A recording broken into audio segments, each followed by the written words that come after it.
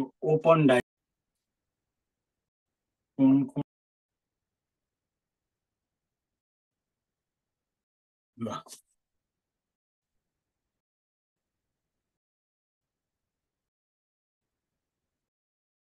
Dice बनाउँदै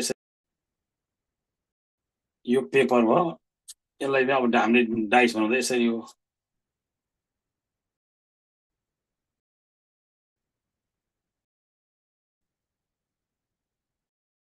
एकदम easy हुन्छ यो तपाईहरुले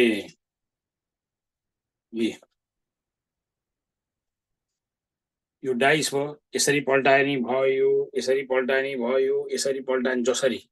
24 वटा बन्छ यो 24 यो डाइस 24 वटा बन्छ अब कुन बन्छ कुन बन्दैन हेर्नलाई ल यहाँ हेर्नुस् है यो डाइस छ पहिला अपोजिट साइड पत्ता लगाउने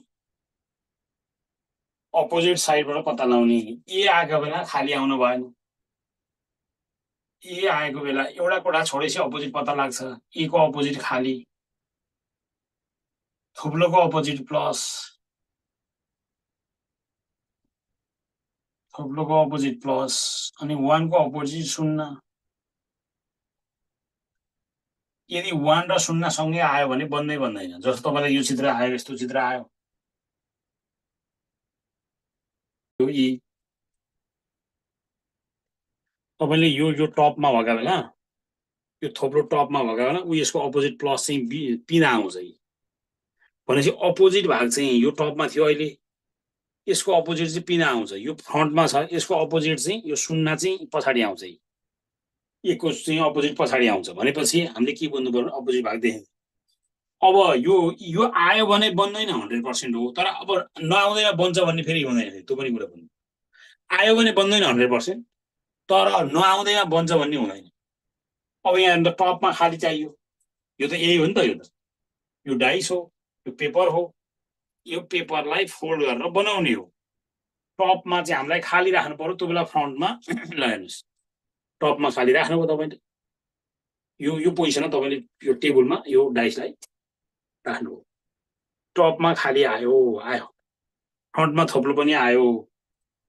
टपमा खाली फ्रन्टमा थोप्लो राइटपट्टि 1 तर यो एक जस्तो चाहिँ माइनस जस्तो आउनु पर्ने यदि यो एक चाहिँ एक त आउँछ तर माइनस जसरी आगोमा चाहिँ बन्थ्यो तर ठाडो आगो हुनाले बनेन यो टपमा खाली फ्रन्टमा थोप्लो भएर राइटपट्टि माइनस जसरी आयो भने बन्ने रहेछ तर यहाँ त ठाडो आयो यो माइनस जसरी आगो भए बन्थ्यो ठाडो आएपछि बनेन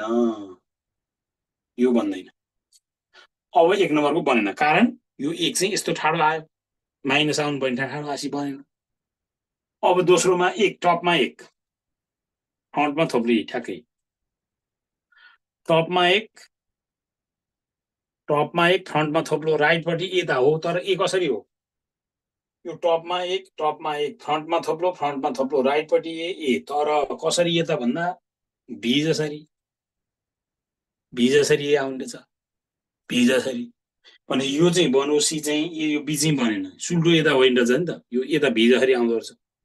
भनेपछि यो चाहिँ आयो यो ई त्यसलाई चुच्चो तलतिर छ माथितिर छ त्यो पनि मिल्नु पर्यो यो सी बनो यो बनेन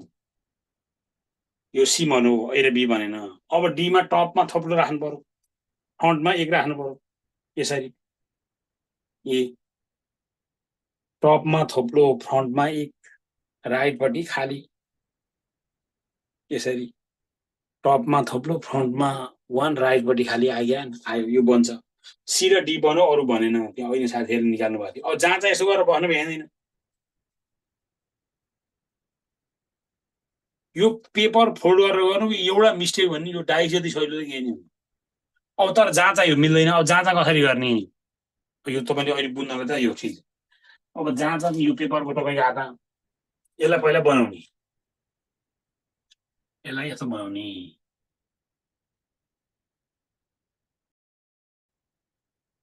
यहाँ हेर्नुस् है यो ए टपमा खाली टपमा त खाली राख्नु पर्यो हेर्नुस् यस्तो हो नि त यो त यो तपाईको हात क्वेशन भयो यो पेपरको क्वेशन पेपर तपाईको हातै त जता घुमाउनु मिलिहाल्यो अब यो टपमा यसरी यसलाई यसरी लाने ल नि त टप र यो फ्रन्टलाई मिलाउनु जहिले पनि यो घुमाउँदाखेरि टप र फ्रन्टलाई ठ्याक्क मिल्छ। यो टपमा खाली फ्रन्टमा थोप्लो दाहिने हातपट्टि 1 त हो तर ठाडो 1 हो त। यो टपमा त मिलो फ्रन्टमा नि मिलो राइटपट्टि पनि मिलो तर 1 चाहिँ ठाडो होइन कि माइनस यसरी आउनु पर्ने। यहाँ माइनस छ त हुनु पर्थ्यो यस्तो हुनु पर्ने त यति हो नि त यो त यति हो नि त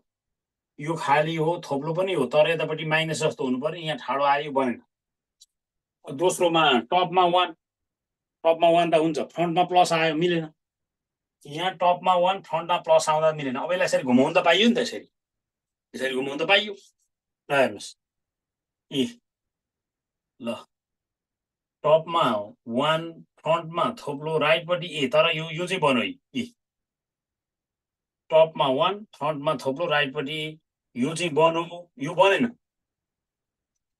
अब यो टपमा 1 चाहियो फ्रन्टमा थोप्लो चाहियो राइटपट्टि त हो दाहिने हातपट्टि देखाइहालिन्छ यसले तर ए चाहिँ सुल्टो होइन कि उल्टो चाहिँ आउनु पर्यो। यो चाहिँ बन्यो यो बनेन यो बनेन यो चाहिँ बन्यो।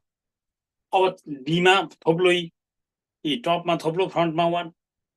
ए यति त हो टपमा थोप्लो पनि भयो फ्रन्टमा 1 पनि भयो राइटपट्टि खाली पनि आएन त राइटपट्टि खाली यो पनि बन्यो। सी र डी बन्यो अरू बनेन। अब यहाँ कन्फ्युजन छ त त्यही क्वेसन पेपरलाई नै घुमाउने त्यो क्वेसन पेपरलाई घुमाउने नभए त्यो अर्को एउटा पेज क्वेसनको अर्को एउटा पेजलाई तानेर आफूले कलमले त्यो आकृति बनाएर अनि घुमाउनु थाल्ने।